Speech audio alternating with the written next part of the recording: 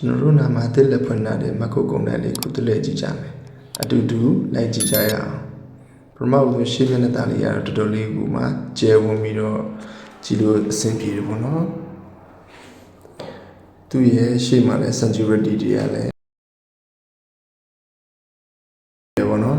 ထဲမှာဆန်စားစရာပြောလို့ဆိုမုတ်တွေပေါ့နော်ပြီးပါတဲ့အခါကျလို့ရှိရင်ငါးတွေအသားငါးပေါ့နော်အစုံနေရာလေးလည်းရှိပါတယ်ငါးဝယ်ပြီးပါတဲ့အခါကျလို့ရှိရင်လည်းအသားငါးဝယ်ပြီးပါတဲ့အခါကျရင်ငါးဆိုရင်အကြီးကုန်ချွတ်ပေးတာတွေခုတ်ထစ်ပေးတာတွေလုပ်ပေးပါတယ်ပေါ့နော်တခြားကုံစုကုံချောက်တွေလို့ဆိုလို့ရှိရင်ကျွန်တော်တို့တော်တော်လေးမှတသက်ရရက်နဲ့တွေ့ရပါတယ်အတီးရနှံအစုံပေါ့နော်ထုတ်ပုံမှုပုံစံကအစတော်လေးကိုအဆင်ပြေတဲ့ဂုံတိုင်းပေါ့နော်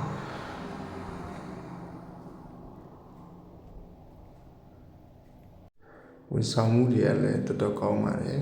ဂုံတိုင်းအသစ်ဆိုတော့သွားပြီးတော့ discount တွေလည်းရှိတယ် buy one get one တွေလည်းရှိတယ်ပေါ့နော်တကယ်ချင်းတို့လည်းအဲ့ဒီမှာသွားပြီးတော့လေးလာကြည့်ကြည့်ပေါ့နော်နောက်ဆုံးတော့ကျွန်တော်ကရွှေဆိုင်မှာရွှေကိုကြည့်ပြီးတော့ပြန်လာခဲ့ကြတယ် Hey there.